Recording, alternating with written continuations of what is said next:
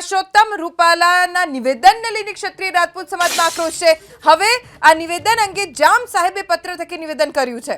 સમાજના પ્રમુખ આગેવાનો ધર્મગુરુઓની સામે માફી માંગે તેવું જામ સાહેબે કહ્યું છે।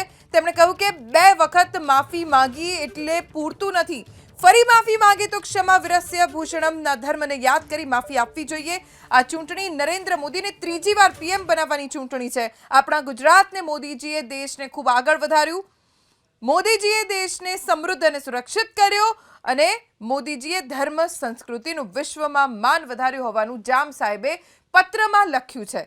પત્રમાં તેમણે પોતાના શબ્દો કંડાર્યા છે અને પરસોત્તમ રૂપાલા અંગે કરેલા નિવેદનને લઈને જામ સાહેબે પોતાનું સ્ટેન્ડ ક્લિયર કર્યું છે। તેમણે લખ્યું છે કે સમાજના પ્રમુખ આગેવાનો ધર્મગુરુઓની સામે માફી માંગવી જોઈએ।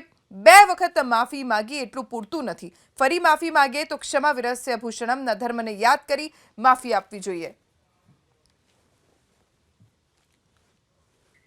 જામનગરના જામ સાહેબ જેઓ ખૂબ જ ઓછા મીડિયાની સામે આવતા હોય છે, તેઓ ફોનનો પણ ખૂબ ઓછો ઉપયોગ કરે છે। પત્ર થકી તેઓ વાતચીત કરતા હોય છે અને પત્ર હવે તેમણે લખ્યો છે જેમાં એ વાત તેમણે લખી છે કે આ ચૂંટણી નરેન્દ્ર મોદીને ત્રીજી વાર પ્રધાનમંત્રી બનાવવાની ચૂંટણી છે।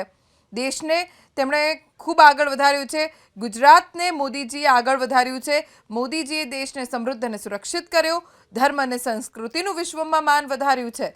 તેમણે એમ પણ લખ્યું છે કે સમાજના પ્રમુખ આગેવાનો ધર્મગુરુઓની સામે માફી માગે, 2 વખત માફી માગી એટલું પૂરતું નથી, ફરી માફી માગે તો ક્ષમા વિરસ્ય ભૂષણમના ધર્મને યાદ કરી માફી આપવી જોઈએ। પરસોત્તમ રૂપાલા જે રાજકોટ લોકસભા બેઠકથી ભાજપના ઉમેદવાર છે અને તેમના એક નિવેદનના કારણે ક્ષત્રિય રાજપૂત સમાજ આક્રોશિત છે। અનેક બેઠકો પણ સરકાર તરફથી થઈ, સંગઠન તરફથી થઈ, સમજાવવાના પ્રયત્ન થયા ક્ષત્રિય સમાજના આગેવાનોને, પરંતુ તેઓ ટસના મસ નથી અને એક જ માંગ ઉપર અડગ છે અને એ માંગ એટલે પરસોત્તમ રૂપાલાની રાજકોટ બેઠકથી ટિકિટ રદ થાય। જો કે બીજી તરફ સમાચાર અને અહેવાલો એવા પણ મળી રહ્યા છે કે પરસોત્તમ રૂપાલા ઉમેદવારી પત્ર ભરવાના છે 16 તારીખે। હજી સુધી તેની કોઈ સત્તાવાર પુષ્ટિ નથી થઈ। 1-2 દિવસમાં પરસોત્તમ રૂપાલા ખુદ તારીખ જાહેર કરશે તેવું નિવેદન તેમણે આપ્યું હતું। આવા સમયે હવે ભારતીય જનતા પાર્ટીએ પણ ખૂબ પ્રયત્ન કર્યો કે ક્ષત્રિય સમાજના ભાજપના આગેવાનો સાથે વાતચીત કરીને એ આગેવાનો ક્ષત્રિય રાજપૂત સમાજને સમજાવવાનો પ્રયત્ન કરે, પરંતુ સંમેલન મળ્યું હતું, અસ્મિતા સંમેલન, જેમાં કોઈ ટસનું મસ નથી થયું, ઉલટાનું વધુ ઉગ્રતાથી હવે પરસોત્તમ રૂપાલાનો વિરોધ થઈ રહ્યો છે। ક્ષત્રિય રાજપૂત સમાજ એક તરફ પોતાની માંગ પર અડગ છે તો રાજવીઓ પણ પોતાનું સ્ટેન્ડ ક્લિયર કરી રહ્યા છે। ગઈકાલે રાજકોટના રાજવી માંધાતા સિંહે પ્રેસ કોન્ફરન્સ કરી હતી અને સમાજને માફી આપવા માટે કહ્યું હતું। જોકે નરેન્દ્ર મોદી અને તેમના વિકાસ કાર્યોને આગળ ધરીને માંધાતા સિંહે માફી આપવા માટે કહ્યું હતું, સમાજને અપીલ કરી હતી। તેમણે પરસોત્તમ રૂપાલાના નિવેદનને લઈને દુઃખ વ્યક્ત કર્યું હતું કે આવું નિવેદન ન આપવું જોઈએ અને પોતાની વાણી ઉપર કાબુ રાખવો જોઈએ, પણ સાથે સમાજને પણ અપીલ કરી હતી કે હવે તેમણે માફી માંગી છે તો માફી આપી દે અને જે વિરોધ છે એ બંધ કરે। આજે જામનગરના જામ સાહેબે પત્ર લખીને વાત કરી છે અને તેમણે નિવેદન જાહેર કર્યું છે। ક્ષત્રિય સમાજની પ્રેસ કોન્ફરન્સ આવી રહી છે, સાંભળીએ।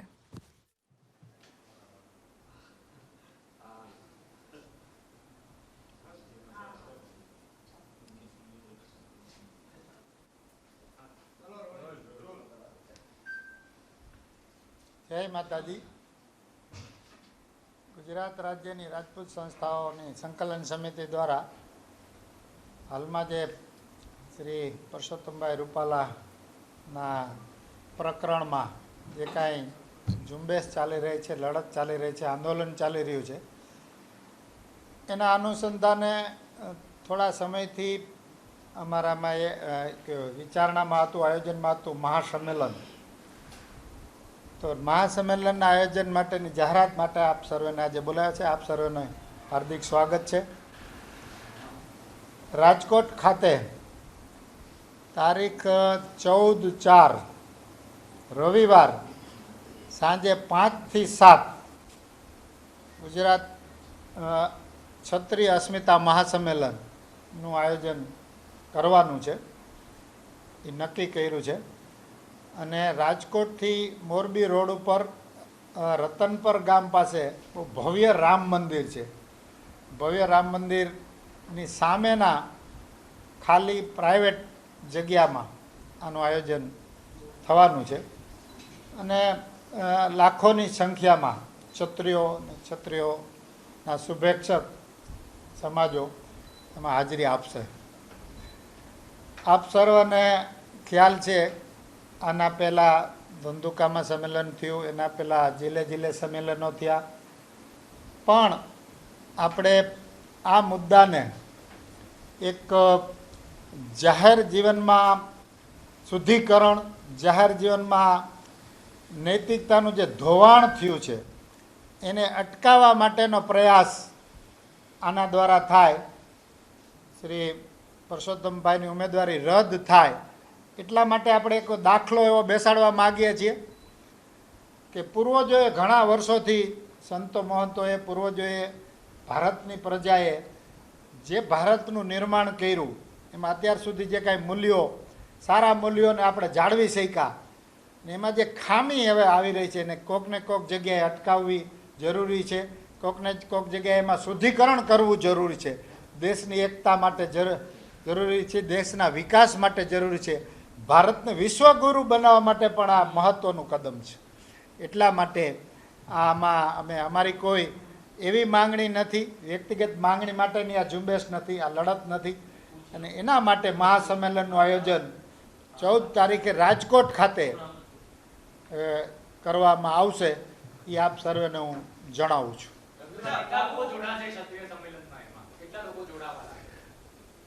ચોક્કસ આંકડો અત્યારે કેવો વહેલો ગણાશે, પણ લાખોની સંખ્યામાં જોડાશે એ વાત નિશ્ચિત છે.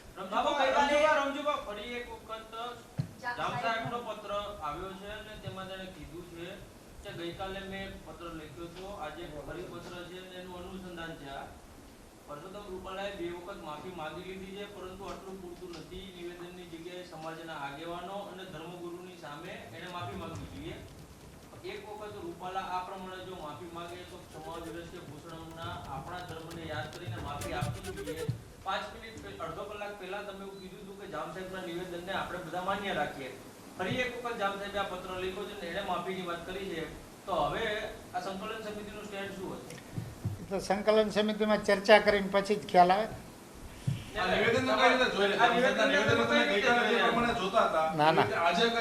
ના, એ નિવેદન હવે હું એનો અભ્યાસ કરું, પછી સંકલન સમિતિમાં એની ચર્ચા કરીએ, પછી એનો ખ્યાલ આવે ને. એટલે આપણે તમને કીધું એ મુજબનો ફરી પત્ર છે. થોડી વાર પહેલા તમે કીધું કે ગઈકાલનો એમનો જે પત્ર છે એ નિવેદન આપણે માન્ય રાખવું જોઈએ, અન્ય કોઈને નહીં.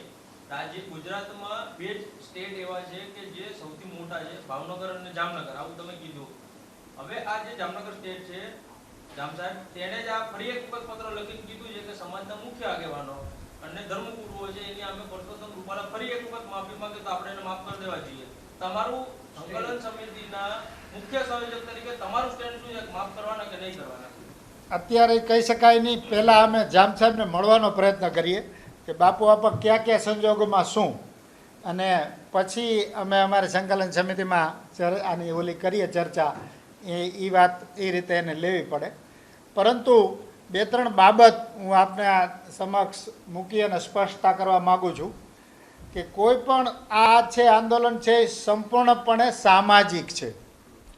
કોઈ પણને એવું લાગતું હોય કે આની પાછળ કોઈ રાજકીય દોરી સંચાર કે આ તે, એના મનમાં વ્યક્તિગત જે લોકોને જે હોય, પણ સંકલન સમિતિનો હેતુ સ્પષ્ટ છે. કોઈ પણ જાતની માંગણી નથી અને આ સામાજિક જ આંદોલન રહેશે.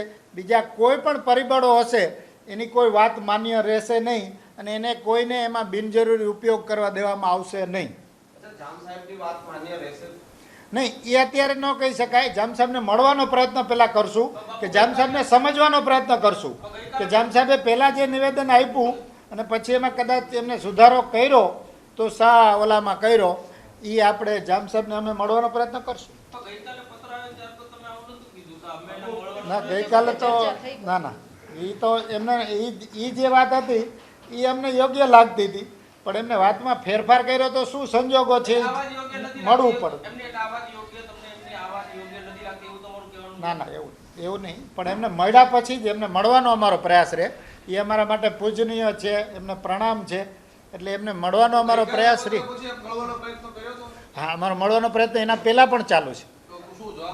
ના ના, મુલાકાત નહોતી થઈ. મુલાકાત નથી થઈ. જામ સાહેબ પછી યોગ્ય સમયે મળશે. ના, ટેલિફોનિક વાતચીત નથી થઈ. અમે સૂત્રો દ્વારા કેવડાવ્યું છે કે અમારે મળવું છે, એ યોગ્ય સમયે મળશે.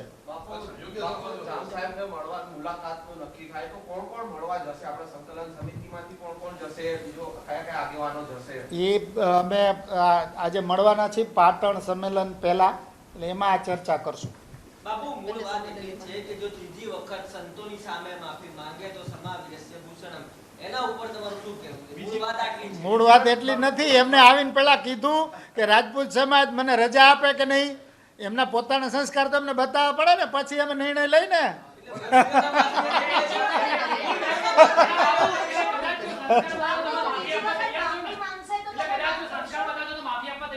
ઈ પછી સમિતિ નક્કી કરશે ને. સમિતિ એનો શું છે કે એનો ઈરાદો કેવો છે એ જે તે વખતે પછી જ ખબર પડે, અત્યારે ખબર ન પડે.